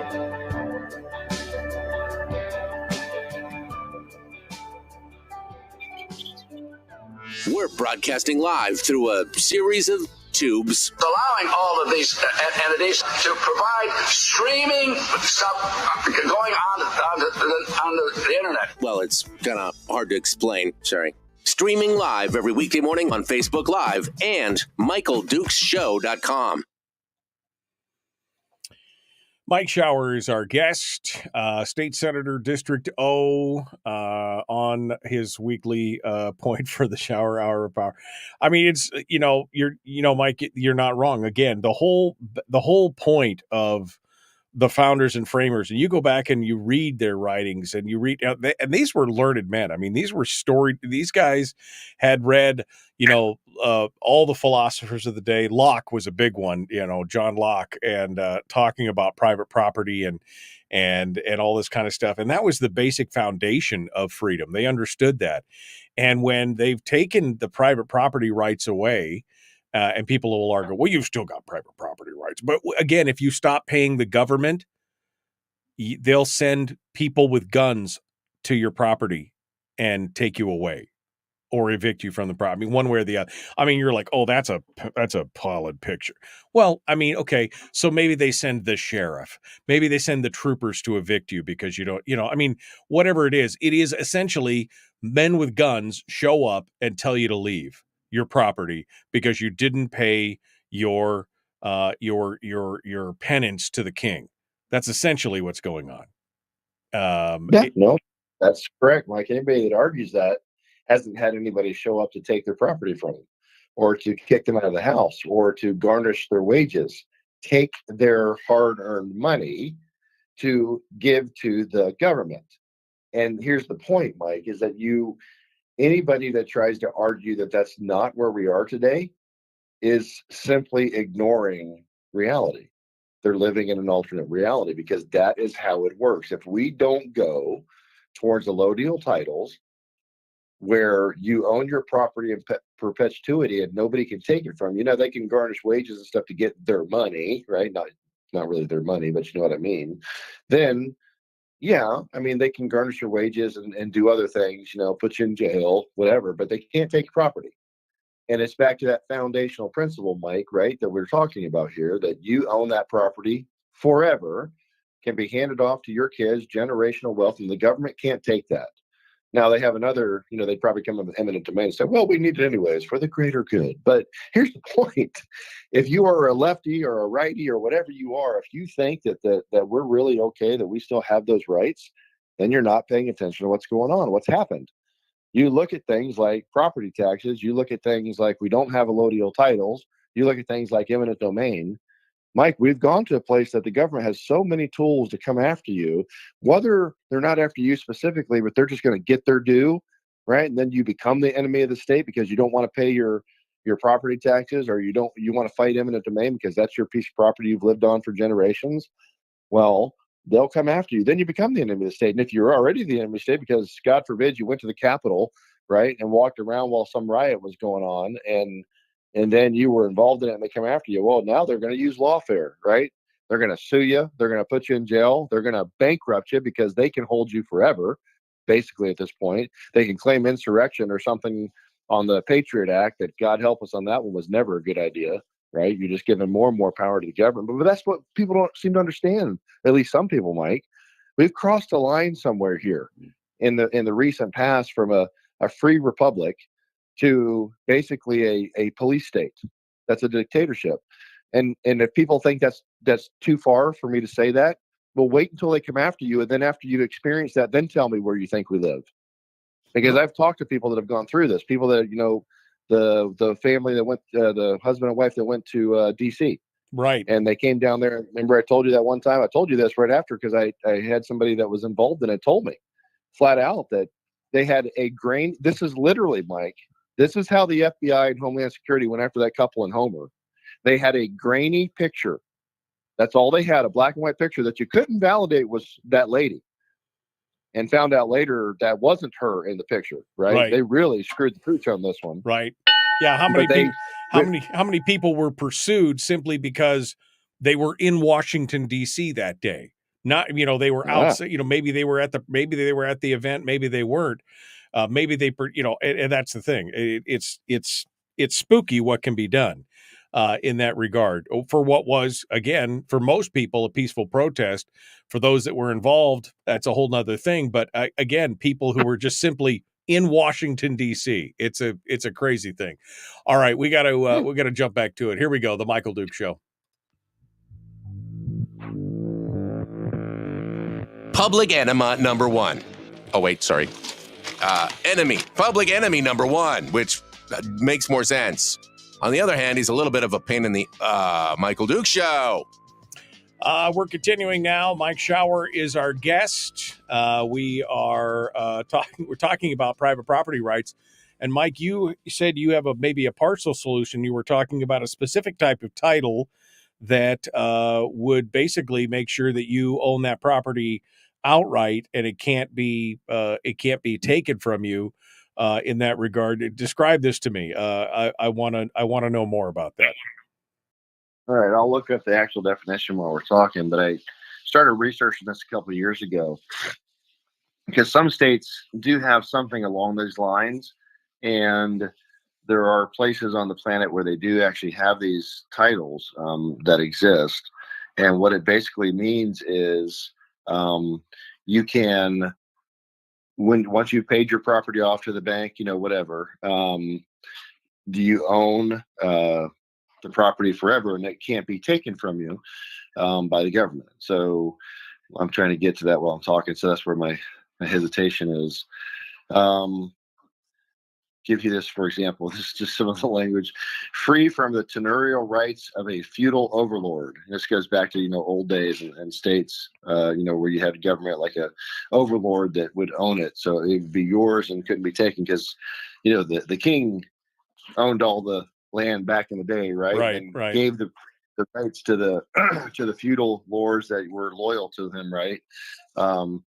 Allodial title constitutes ownership of real property, land, buildings, and fixtures that is independent of any superior landlord. Allodial title is related to the concept of land held in allodium, or land ownership by occupancy and defense of the land. Most property ownership in common law jurisdictions is fee simple. In the United States, the land is subject to eminent domain by federal, state, and local government, and subject to the imposition of taxes by state and or local governments, and there is thus no true allodial land. Some states within the U.S., notably Texas, have provisions for considering land allodial under state law, and the term may be used in other circumstances. So that, I mean, there's a lot more to it, but that's just the basic. And so I started researching this a couple of years ago. We were actually drafting up a bill for this session to start kind of getting the discussion going, because I'm sure I'm going to get plenty of kickback on that one. But once I realized I was shoved in the minority and they weren't going to see a single bill I had filed, like I said, I've got all these bills in election integrity and judicial reform. I've had exactly one hearing on one of those bills. So how am I doing, right? So I didn't waste my time on another topic that was just going to sit there, and this supermajority in the Senate was never even going to look at it and give me a fair hearing. So, but that doesn't mean I'm done. It just means I'm waiting for the right time. So if we have a better makeup next year, I'll probably launch that bill and see if I can get a companion bill in the House with somebody and try to move the state towards that, Mike, because I do believe that property rights, having the right to your property forever once you've fairly paid it off on the value of it to whoever owned it, or the bank, if you have a mortgage, whatever it is, once you paid it fairly, it should be yours forever. I mean, if we have this tax scheme, for general services that we generally as a people have agreed upon, police, fire, those kinds of things, roads, bridges, etc. Okay, fine, fair. I can live with that structure because the reality is that's where we are. But what I don't like is when there is no fairness anymore. We're not just paying for roads, bridges, airports, police and fire, et cetera, et cetera. We're paying for every doggone thing under the sun, every good idea. We need a $40 million study on frogs in California. Well, I'm Nancy Pelosi. I'm the Speaker of the House. I'll get you that, We need the, what was the movie with the one? It was Steve Martin and the Jerk. And he had all that money, and the guy comes in and goes, "Oh, senor, this is a big problem. This is cat juggling." And he shows him the film. He's like, "How much do you need?" "Oh, sorry, we need he's like, "Here's a check for that," And he's like, Right. Everybody wants, you're going to pay for everything, Mike. Right. So I will look at a way to try to generate the discussion and interest on moving the state of Alaska to allodial titles, and that effort will not try to take off taxes, because that's a battle that you're simply not going to win right now. So I'm not into fighting, battles just to fight them. Sometimes I am, but not that one. But what I would like to do is say that people have, once they've paid their property off, you can't take it from them. And I think that is a very reasonable position as a free nation and a free state and free people, supposedly, to have that right. That's your property. It can never be taken. Like I said, if you don't pay your fair share, right? Well, the government has plenty of other ways. Right. They can put a lien. They can put a lien on you. Yeah. They can garnish wages. They can, put a They lien on can the do property stuff for when to it get sells. the money. Right. That's right. But they shouldn't be able to take your hard-earned property that will destroy your family, your generational wealth that you've created for your children, your grandchildren. They should never be allowed to do that, Mike. That crosses so many red lines that we should have never allowed that to happen. Just like eminent domain, the court should have never allowed that to happen. And you know what? The greater good, pound sand. What's the greater good? Allowing you to take from people anytime you want because you want to do something, or your buddy's a business owner and he wants to put in that mall, right, or that business or that building or whatever, or take that property down in Kenai, right, for his own oil and gas leases for a company, and give him the break from the really. No, you should never be able to do this. There's lots of ways to do it in other manners that will not destroy people's lives. So anyways, long discussion this morning in the first half of the program, but it's a very valid topic. It's something that I'm glad you guys brought up, because I have been exploring this. And it's something that I'm going to look to put in. And at this point, I'll probably do it next year, whether I'm in a majority or not, just because I think it's something that needs to be moving amongst many other things, right? There's 1,000 battles to fight, but this is an important one. I mean, election integrity, a solid system is important. I mean, how we choose our judges because we've given them so much power, that's important. We should follow the Constitution, which says the legislature should be appointing members of the lower courts, not the Alaska Bar Association. I mean, it says it. So right in our own Constitution. And the ability of the government to take your property should be stopped. I mean, there are very important battles here, Mike, that need to be fought. I can't imagine the kind of resistance I'm going to get from this one, but I have a hard time understanding how somebody could argue that this would not be a good thing to go to allodial titles. Like I said, it doesn't take away the government's ability to still get its tax money. Right. It just says they can't take your property from you once it's yours. That's a reasonable position, Mike. Very reasonable. Yeah. So, Well, I agree, and I would love to hear more. I had not heard much about allodial titles. I'd heard about federal patents, which are similar, in a similar vein on federal land, but I had not heard about that before, and I think it would be a good thing. Again, being able to make sure that regardless of the fiscal circumstance or the hardships or anything else that's going on, that you can't lose your property in that regard, I think is I think that's a good thing. And if we could get that done in the state, maybe we could start that, it's the whole sagebrush rebellion all over again. Right. I mean, this is part, but again, this is the cornerstone. I just wanted to keep reiterating this point. This is the cornerstone of freedom, is having a piece of property that's yours to do. Again, it's the American dream. When they say own a home, it's not just necessarily about owning the home. It's about owning the property. It's about having something that's yours that you can invest in, that you can pass down to your children. And that just, these days, most of the time when you pass it down to your children, a lot of times they just have to turn around and sell it because they can't afford all the stuff that goes along with it. Not to mention death taxes, which is a whole nother segment which I've never understood. You paid taxes your entire life on all your money, taxes on your taxes, taxes on your income even after you're retired, and taxes on that. And then when you die, you got to pay the government for the benefit of dying. So your children can't. I mean, it's insane. It's absolutely insane. The government's insatiable, Mike. That's because the government as an entity has an insatiable appetite for money. It's going to keep growing and keep taking until it's stopped, or the whole system comes crashing down because they've taken so much from the private sector. There's just nothing left to take. The Atlas Shrugged scenario, right? I mean, that's what government's going to do. It's never going to come back and say, "Oh, yeah, we're good. We got enough money now. We'll be good moving forward." It's never going to say that, ever. They might say, "Well, we're good this year, but next year we're probably going to." Anchorage School District said it, right? And the whole farce of we can live with $100 BSA increase this year, okay, but in 2 years we're going to need the whole $1,413 BSA. You're going to need $500 million, really? You're that mismanaged? You're that what? It's like, so, like, they're never, the people in government, the big unions, the leftists, the others, even people on the right that are part of it, they're never going to be satisfied with the amount of funding they have. There's always another thing that they've got to give somebody money for. There's always another group that says, gimme, gimme, gimme. There's always another war to fight. There's always something, right, that we have to have. Well, and it's very important that we take care of this cat juggling problem because, if the cat juggling is a serious issue, so write a check. Right, It's just mating, that's the thing, right? mating habits of the tsetse fly, right? $100 million study for the mating habits.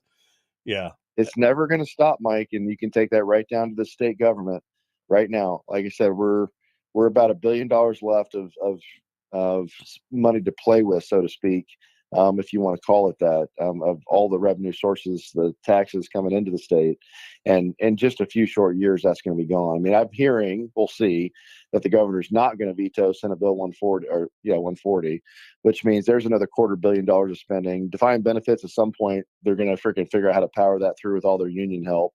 And that's another 100 million plus, a couple billion over the life of it, whatever, that we don't have. $500 million every 5 years, just based on cost increases, so in just 5 years, Mike-ish, roughly 5-6 years, if we do nothing else, we're going to run out of money. We're going to cap, which tells me what's the next step when we've taken every possible dollar from from royalties, taxes, etc., and all the earnings of the permit fund. What do you think is next? Yeah. Just rhetorical I question, mean, perhaps. we've been asking that question for years on this program. Once all that's gone, where do you think it goes? And I love this argument that, oh, well, we really need it because now we're in. Look, it reminds me of the old analogy. Man, analogy of look, piss poor planning on your part does not constitute an emergency on my part. That's where we're at right now. I mean, it's That's what the okay. government's going to say, and then they're going to take your property and they're going to tax you. Like I'm telling you right now, I don't support taxes because I'd rather see reductions to service and then we just figure it out, right? Why? Because that's how the citizens have to live. Why is the government different? Why does the government get to say, well, we've overspent, we've gotten too big, and we're just going to have to take more, suck it up. Too bad. Because the citizen goes, I've overspent, I've gone too far, so I'm just going to go to my boss and say, give me more money. And the boss is going to get out, right? Well, that's what we should say to the government, get out. But we can't because we just spent a half an hour talking about the power this government has amassed for itself. And so you can't do that. So what are we going to do, Mike? We have grown to something where the big unions and the rest are going, gimme, gimme, gimme. We've set up all this extra spending for all these agencies to pay a fraction of our people, right? Public sector employees. And of course, the big unions in the private sector, too, demanding their share of the pie because they do run the state. So what's next? Yeah. To keep the party going, Mike, they're going to have to tax this vibrant, massive private sector that we so care about in Alaska. Yeah. Sarcasm emoji needed. Exactly. Yeah. The 360,000 people that work in the state are going to get squashed. Yeah. We get an excellent education system because we've spent $8 billion on it every year. That's awesome. But you know what? Our kids are all going to leave the state when they graduate from it because there's no jobs. Right, because there's we no crushed the private sector. Right, because there's no private sector for them to go to. It's absolutely 100% true. That's what's going to happen, Mike. We're going to have to tax. Mike Shower, our guest, the Michael Duke Show. Are you telling me to be quiet? Shut up. Are you saying we're done? Shut up. The Michael Duke Show. Common sense, liberty-based, free thinking radio. One more segment dead ahead. We're going to give him his free reign here in a minute. Back with more right after this.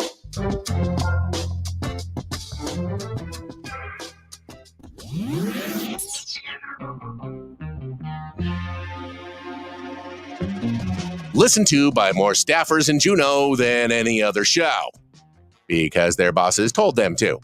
And after what they just heard, oh man, they're going to be pissed. You're a bad, bad man. The Michael Duke Show.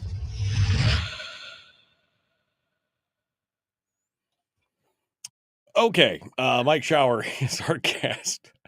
And we are continuing now on this stuff.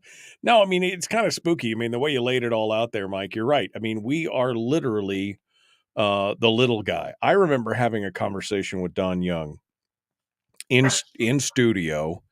This is probably 20 years ago, 15 years ago, 20 years ago. And asking him specifically, and I don't remember what the bill was, but I remember saying something about, that Congressman, that bill is, blatantly unconstitutional. That, what you're suggesting is just, flies right in the face of the Constitution. And he said, and his response to me, and this is the last time I spoke to him, by the way, because I pissed him off, his comment was, well, it's not our job.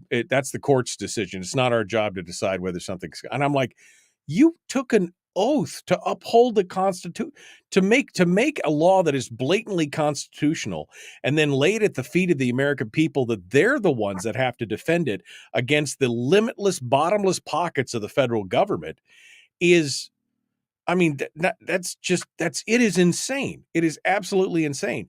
I mean, John Sturgeon went all the way up to the Supreme Court and won that case. And that was such an shocking thing because people are like, I can't believe he beat it. Well, sure he did. You know how much that costs? Like $2.7 million to fight that fight over navigable waterways. I mean, so they passed these laws and then they're like, oh, it's on you to prove that it's not constitutional or not. That, again, that's what dictatorship. What does that say, though, Mike, about what does that say about an elected official that sits there for decades and starts to go from a mindset of, well, I'm here to serve the people, to, well, you know what? The government is kind of everything. And yeah, maybe it's unconstitutional, maybe it isn't, but it's the right thing to do. I mean, how far down the path did he have to travel for him to say, yeah, don't worry about it? Where somebody would point out that, Congressman, this is unconstitutional. This clearly doesn't follow it. And for him to come back and say that's not our job, Mike, your job as an elected official starts with the oath to the Constitution and protecting and defending it. And if you're to a point in your career where you go, that's not my job to worry about the constitutionality of laws I'm proposing or voting for, you've lost your way. You need to step down, because that is a part and parcel of your oath, is to protect and defend the Constitution. And if you no longer care about it, what are you doing in the seat? It's no longer about serving the people. It's become about power and prestige and position. Whatever the issue it's become, that's what it's about. But it's not about serving. If you can say things like that. And that is so common, Mike. It's back to the same principle why I wish we could figure out how to get term limits passed.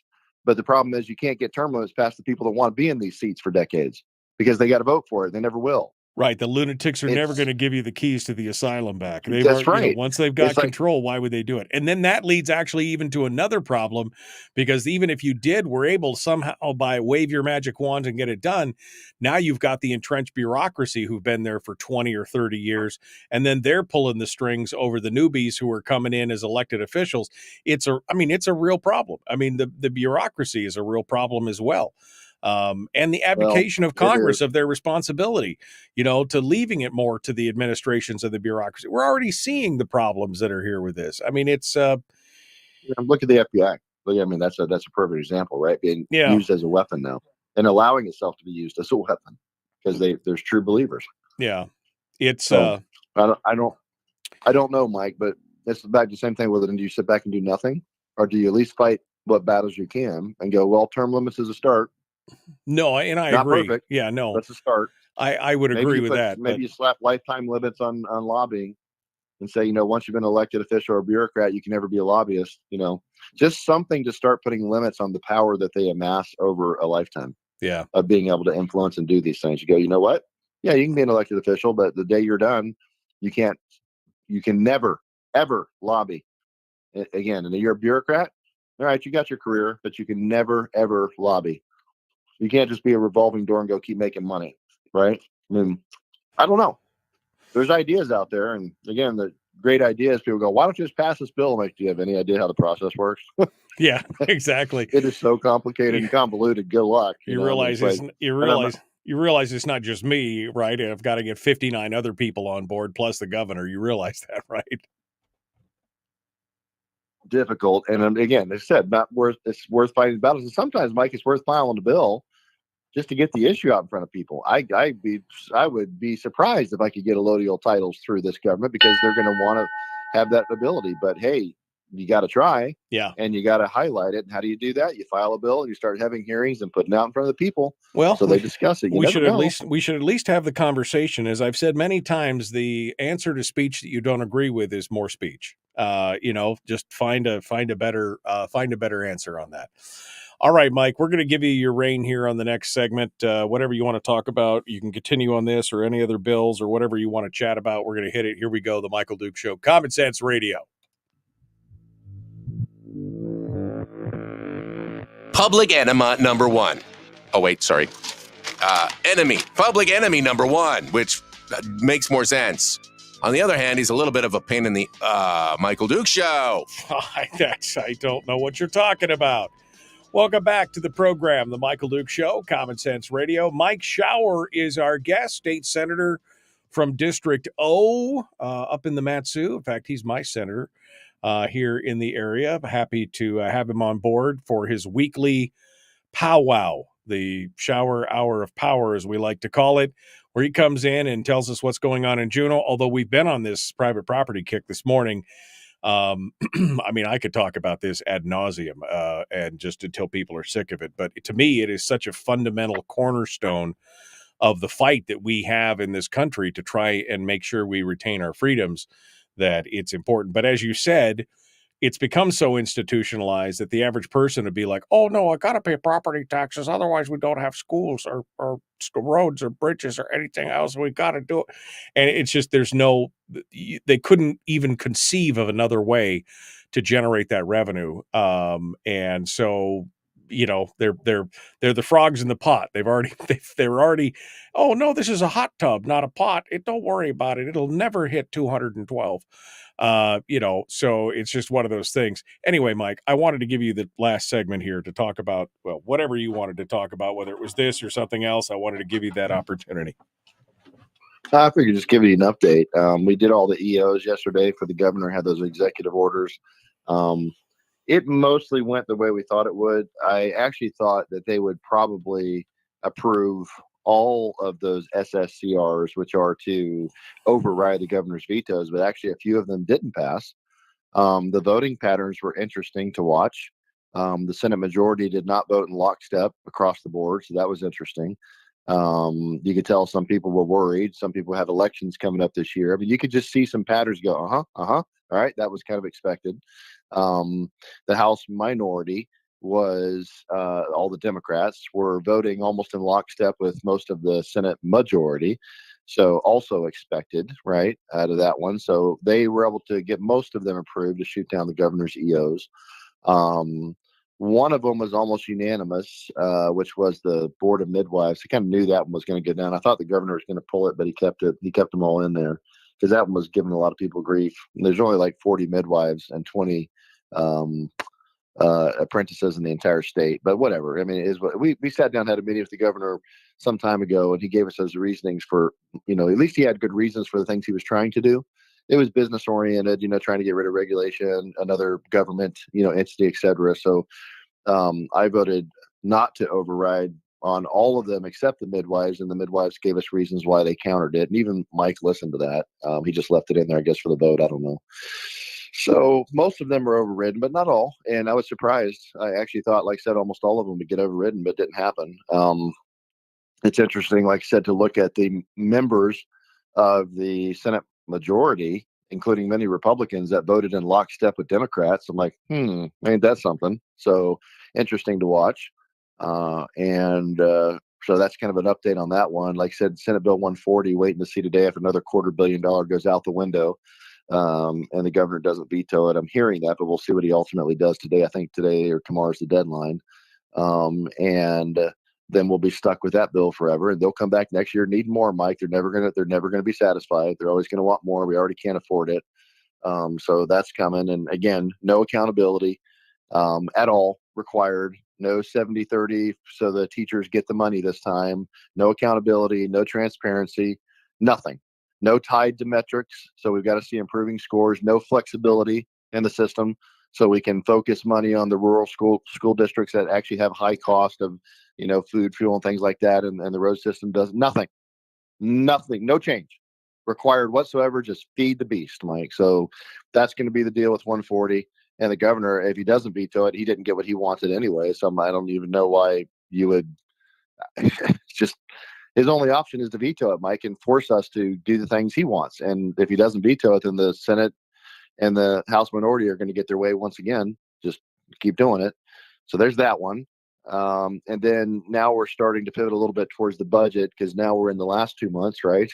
So now we got to worry about the budget, and we'll see where that goes. But like I've been telling you guys, if you include all the things they want to spend money on, including the other bills that are floating around, we're probably under $1 billion left to work with, which by itself, if it was $1 billion, it'd be about a $1,500, $1,600, $1,700 PFD, something like that. But that's not what's going to happen, because they're floating the 75-25 again for $1,000 PFD, because they don't want to spend more than that. So I have some ideas, but I will tell you this: I'm sick and tired of putting in statutory PFD, and watching it get shot down every year. And I'm tired of doing that where certain legislators know that there's more than enough votes out there to kill the statutory PFD amendment I always put in, but then they get to vote for it and say, look, I support the PFD, knowing it's going to fail. And I'm looking at this, and I'm just sick and tired of giving them top cover. So I don't even know that I'm going to put it in this year, because they're just going to shoot it down. But I'm tired of some legislators getting the ability to say, I voted for it. Right, But exactly. you knew it Yeah. wasn't going to pass. Yeah, you So, knew it wasn't going no, to pass. You counted the votes and gave yourself political cover with your district, and you can go back and say, "Well, I support the PFD in public," even though in private you're like, "Well, I'm going to take the PFD." That's what's going on. So, yeah, so, so the yeah. governor is. I mean, the drop dead date for the, and I want to come back to the SB 140 real quick because the drop dead date is tomorrow, right? I mean, he's either got to sign it or veto it or whatever tomorrow.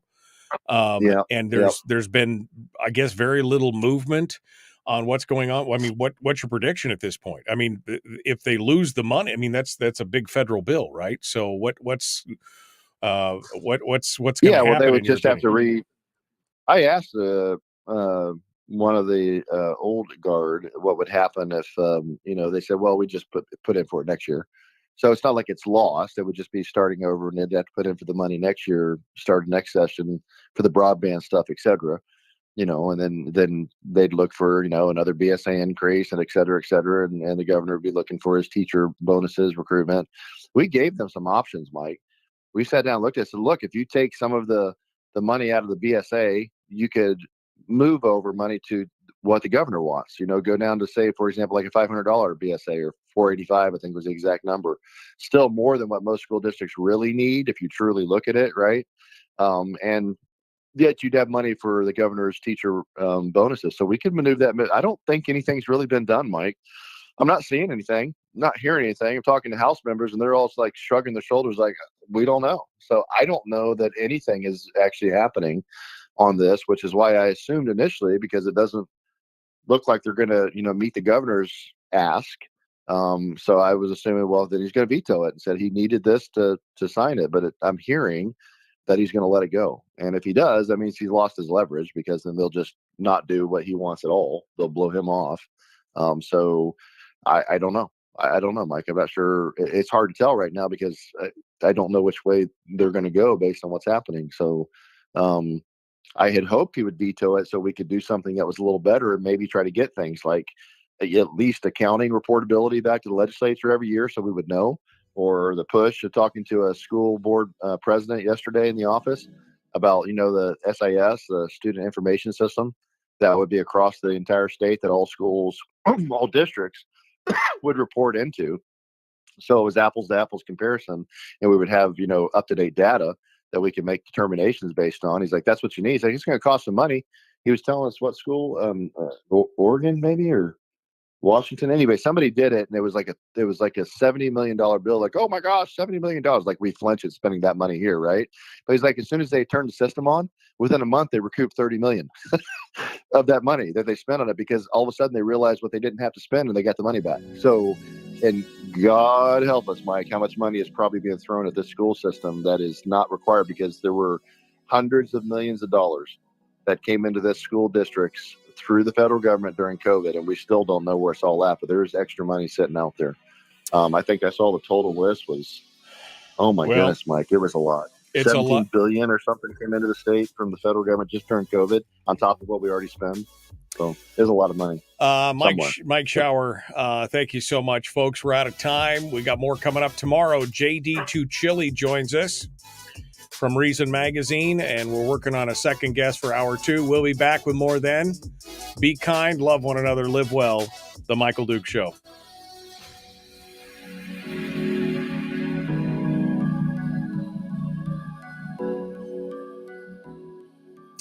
I love it, Mike, when we look at it.